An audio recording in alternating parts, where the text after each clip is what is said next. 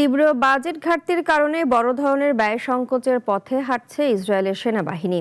সামরিক ব্যয় কমাতে চলতি মাসের মধ্যেই প্রায় 10,000 রিজার্ভ সেনাকে অব্যাহতি দেওয়ার পরিকল্পনা করা হয়েছে। এই সিদ্ধান্ত ঘিরে প্রতিরক্ষা ও অর্থ মন্ত্রণালয়ের মধ্যে মতবিরোধ দেখা দিয়েছে। তীব্র বাজেট সংকটের মুখে বড় ধরনের ব্যয় সংকোচনের পরিকল্পনা নিয়েছে ইসরায়েলের সেনাবাহিনী। দেশটির স্থানীয় গণমাধ্যমের খবরে বলা হয়েছে, চলতি জুলাই মাসের শেষ নাগাদ প্রায় 10,000 রিজার্ভ সেনাকে অব্যাহতি দেওয়ার পরিকল্পনা করা হয়েছে।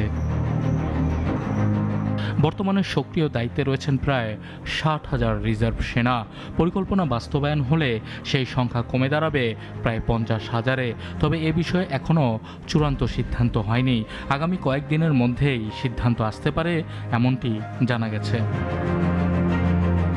প্রতিবেদন অনুযায়ী দীর্ঘ সময় ধরে বাড়তে থাকা সামরিক ব্যয়ের কারণে প্রতিরক্ষা বাজেটে শত শত কোটি শেকেলের ঘাটতি তৈরি হয়েছে।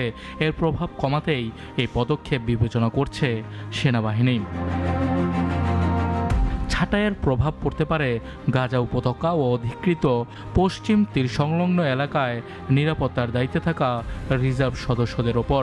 পাশাপাশি সামরিক সদর দপ্তরের কিছু কর্মীও এর আওতায় আসতে পারেন।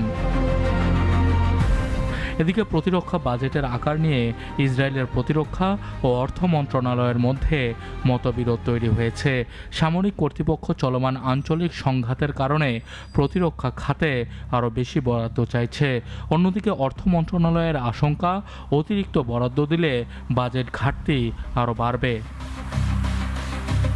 স্থানীয় গণমাধ্যমের তথ্য অনুযায়ী শেষ পর্যন্ত দুই পক্ষ একটি সাময়িক সমঝোতায় পৌঁছেছে।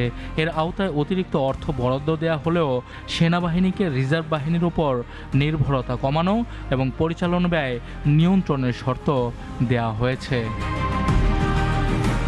সানিয়া আহমেদ, নাগরিক।